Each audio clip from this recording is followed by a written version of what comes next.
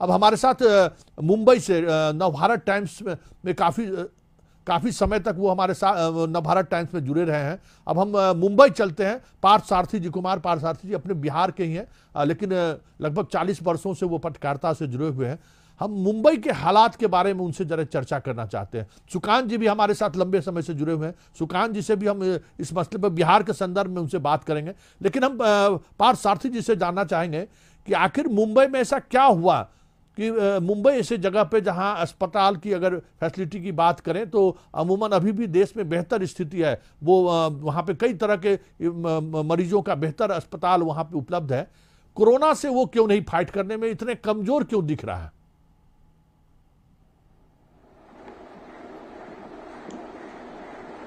मुंबई के साथ एक बड़ी दिक्कत है, यहाँ आबादी का घनत्व जो है वो बहुत ज्यादा है। अस्पतालों की फैसिलिटी है अच्छी, लेकिन मरीजों की तादाद ज्यादा है। इसकी वजह यहाँ झुग्गी बस्तियां बहुत हैं। खासतौर से धारावी का जो इलाका है, जिसको एशिया का सबसे बड़ा झुग्गी बस्ती बताया जाता है, तो अब हर सरकार में, मैं तो 32 साल से मुंबई में हूँ, हर बार ये आता है कि भाई वहाँ के पुनर्वास की व्यवस्था करनी है, लेकिन आज तक धारावी का पुनर्वास नहीं हो सका है। वो बहुत बड़ी समस्या है। और उसके अलावा भी हर शहर में झुग्गियों का बड़ा फैलाव है। लोकल ट्रेनों में भीड़ है, बसों में भीड़ है, तो जो फिजिकल डिस्टेंसिंग या सोशल डिस्टेंसिंग की बात होनी चाहिए थी, वो उस तरह से कारगर नहीं हो पा रही। दूसरी चीज ये है कि शुरुआत में इसको जिस तरीके से गंभीरता से लेना चाहिए था, वो शायद नहीं लिया गया। विदेश से लोग आए तो वहां जो चेकिंग होनी चाहिए थी बराबर, वो नहीं हुई। लोग निकल कर आए, अपने घरों को गए, होटल में ठहरे, वहां भी पर्याप्त चेकिंग नहीं हुई। इस वजह से संक्रमण हुआ। अस्पतालों में इलाज हो रहा है, लोग ठीक होकर बाहर भी आ रहे हैं, लेकिन संक्रमण भी बढ़ रहा है। ये स्थिति है यहाँ की। ताकि जो स्टेट जो है जितनी मजबूती के साथ इन चीजों से फाइट करनी चाहिए थी, सम्मिलित सरकार की वजह से कुछ परेशानी हो रही है, ऐसा भी आपको महसूस हो रहा है?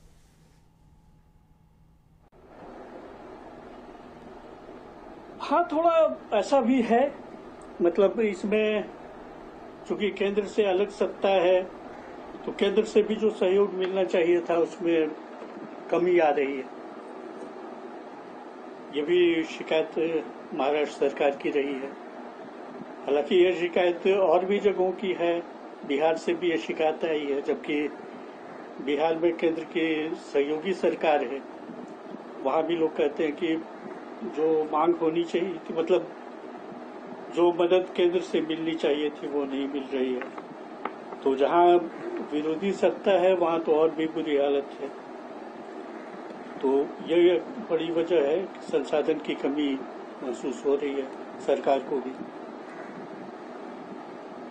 अरसे तक आप पत्रकारिता से जुड़े रहे, नवभारत टाइम्स जैसे अखबार के से आप जुड़े रहे, जो एक दौर था जब माना जाता था कि परिवर्तन की लिए लड़ाई लड़ती रही है नवभारत टाइम्स। जब बिहार में भी नवभारत टाइम्स जो जिस समय में छपती थी, उस समय उनका एक अलग पहचान हुआ। इतने लंबे अंतराल के पत्रकारिता जीवन में और आज के पत्रकारिता जीवन में जो चीज़ें हम लोग दिखा रहे हैं और जिस तरीके से हम पत्रकारिता कर रहे हैं कि हम पत्रकारिता के बजाय नैरेटिव सेट कर रहे हैं कि आज हम क्या नैरेटिव सेट करें जिसके सहारे डिबेट होता रहे और जो खबरें हैं वो खबरें नहीं चले। इसको लेकर आपकी क्या राय है कि क्या हो रहा है और इससे मीडिया कर्मियों को या आगे आने वाले समय में जो मीडिया से जुड़े हुए जो लोग हैं उनको क्या नुकसान हो सकता है? हाँ, ये बड़ा सवाल आपने किया, बहुत महत्वपूर्ण सवाल है आज के दौर में। तो हम लोगों ने जब पत्रकारिता शुरू की थी, नवभारत टाइम्स में आने से पहले भी मैं कई वरिष्ठ पत्रकारों के साथ बड़े करीबी से जुड़ा रहा था, जिसमें सुरेंद्र प्रताप सिंह एक बड़ा नाम है। इनको पत्रकारिता करते देखा मैंने। संतोष भारतीय रविवार से जुड़े रहे थे, आज चौथी दुनिया के संपादक हैं, इनके साथ कई ट्रिप में गया मैं। पत्रकारिता का पहला यह है कि सत्ता से सवाल करना, जो हम लोगों ने अपने शुरुआती दौर में सीखा था। आज सत्ता से सवाल नहीं किया जा सकता है, ये एक पत्रकारिता का चेहरा ऐसा बन गया है या कुछ लोगों द्वारा बनाया जा रहा है। जबकि मेरा ये मानना है कि सत्ता से सवाल हर स्थिति में होना चाहिए। अगर सकारात्मक काम, बढ़िया काम भी सरकार कर रही है, उसमें भी सवाल ये उठाया जा सकता है कि ये आपने जो काम किया, इसकी प्रेरणा आपको कहाँ से मिली, कैसे आपने ये सोच लिया कि ऐसा करेंगे तो जनता के हित में चीज जाएगी। ये सवाल भी पत्रकारिता को पूछना चाहिए, पत्रकारों को पूछना चाहिए, और जो गलत हो रहा है उस पर तो सवाल उठाना ही चाहिए। तो सवाल उठाना पत्रकारिता है, ये मेरा मानना है, जो आज नहीं हो रहा है। अगर ये ही नीति चलती रही तो पत्रकार की जगह PR कहलाएंगे, सूचना अधिकारी या जनसंपर्क अधिकारी के तौर पर पत्रकारों की भूमिका रह जाएगी, जो अब शुरुआत हो चुकी है इसकी। 72 के आंदोलन उस समय में आप बिहार छात्र राजनीति को भी काफी करीब से देखा, और उसके बाद आप पत्रकार बने। वो उस दौर में जरा आपातकाल के उस दौर को याद करिए। ठीक है, वो जो सरकारें चाहती हैं कि उनके खिलाफ कोई खबर न छपे, जो ताकत उस वक्त आपातकाल के दौरान भी रामनाथ गोयनका जैसे लोग सामने आए और उन्होंने एक चुनौती स्वीकार की। उनको उनका अखबार का पेज देना बंद कर दिया गया, काफी लोग निकले, फिर भी वो लड़े। वो जज्बा अखबार चलाने वाले, चैनल चलाने वाले मालिक के पास क्यों नहीं बच पाया, या पत्रकार के अंदर क्यों नहीं वो चीजें उभर कर सामने आ? जब अब तो सोशल मीडिया भी है जिसके सहारे आप चीजों को आप उतने ही गंभीरता से सरकार को घेर भी सकते हैं।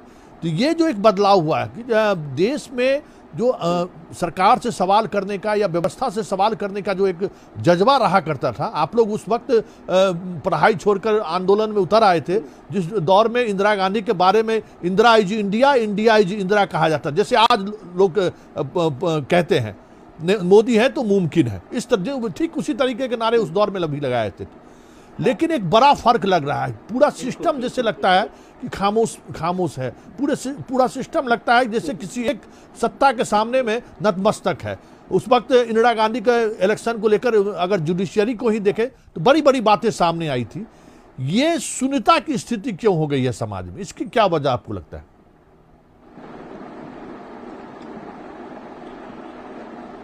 अब एक तो स्थिति यह है कि आज हर वर्ग बड़ा सुविधा भोगी हो गया है, तो सुविधाएं छिप जाएंगी या इसमें कमी आ जाएगी, ये डर हमेशा सताता रहता है।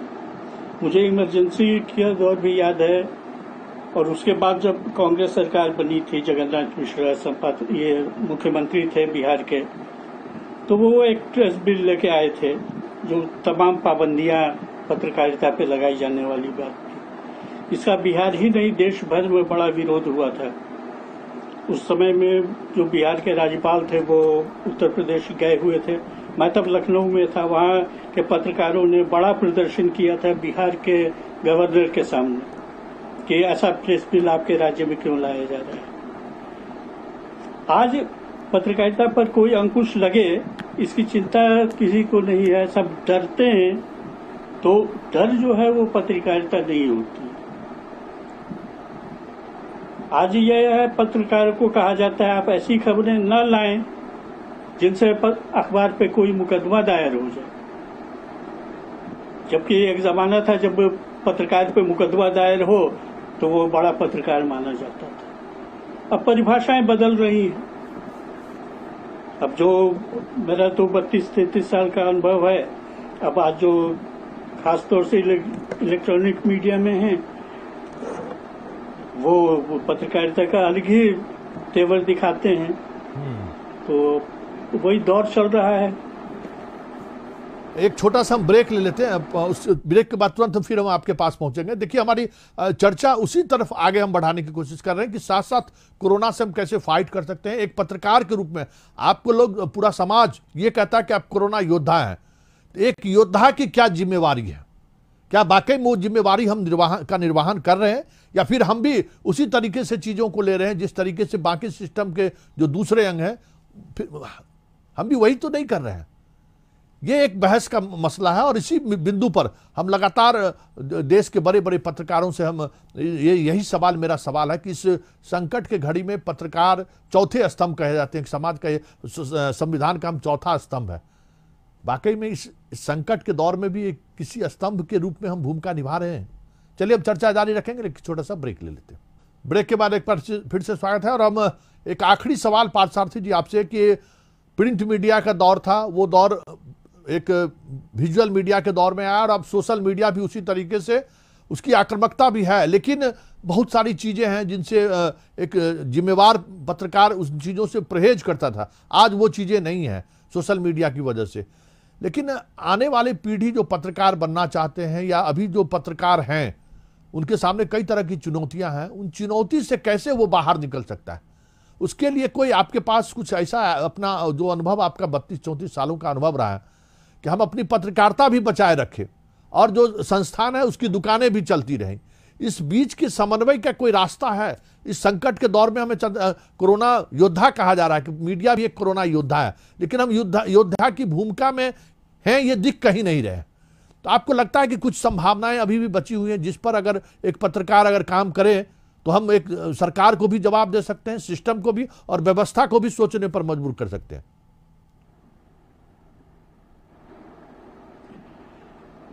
हाँ संतोष जी, आपने बड़ा अच्छा सवाल किया।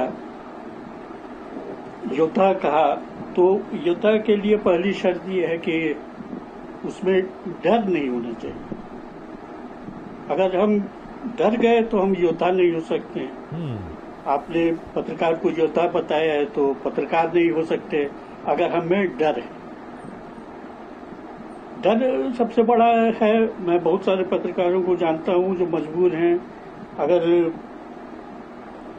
डर छोड़कर पत्रकारिता करेंगे तो उनकी नौकरी को खतरा हो सकता है, क्योंकि सारे प्रतिष्ठान जो हैं वो सत्ता के साथ, और वो प्रतिष्ठान में नौकरी कर रहे हैं, तो उनके लिए मजबूरी है अपनी नौकरी को बचाए रखना। तो वो एक बड़ी चीज है, वो डर खत्म होना चाहिए। आप बहुत मुखर होकर सवाल न करें, लेकिन प्रचार तंत्र का हिस्सा न बने, इतनी तो कोशिश हमारी होनी चाहिए। ये आगे आने वाले पत्रकारों को, और खासतौर से अभी जो पीढ़ी पत्रकारिता में है, उसको ये सोचना चाहिए। इस डर से अगर काम करते रहेंगे तो हम सिर्फ भोंपू बन के रह जाएंगे, पत्रकार नहीं रहेंगे। चलिए, बहुत बहुत धन्यवाद, आपने हमें इतना वक्त दिया। और उन चीज़ों को डरना नहीं है, बस बेसिक चीज़ें यही है कि डरना नहीं। और अगर आप डरते नहीं हैं तो फिर आप एक से एक बाहुबली, महाबली जिसको भी कहें, उनसे आप आमना सामना कर सकते हैं। नौकरी आनी जानी लगी रहती है, लेकिन इसके अलावा भी अगर आपके अंदर जो चीज़ें हैं वो अगर बची रह गई, पत्रकारों का कवच कुंडल क्या है भाई? जरा कभी सोचें। हम सब लोग पत्रकार हैं, हमारी पूंजी जनता है, हमारा सीआर जो कहते हैं कैरेक्टर सर्टिफिकेट जनता के द्वारा लिखा जाता है। कोई अधिकारी मेरा नहीं लिखता है, ना कोई मंत्री लिखता है हमारे सीआर। और अगर हम जनता के साथ अगर खड़े नहीं दिखे, तब तो फिर 2, 3, 4, 5, 10 वर्षों बाद हम सारे लोग खत्म हो जाएंगे, क्योंकि हम सवाल नहीं करते। और सबसे बड़ी बात यही है कि हम आज सवाल नहीं कर रहे हैं, इसलिए हमारे कोरोना योद्धा होने का कोई मतलब भी नहीं है। क्या पीपीआई किट क्यों नहीं है, ये सवाल अगर पत्रकार न करे स्वास्थ्य सचिव से, स्वास्थ्य मंत्री से, तो फिर पत्रकारिता और योद्धा कहलाने का मतलब क्या है?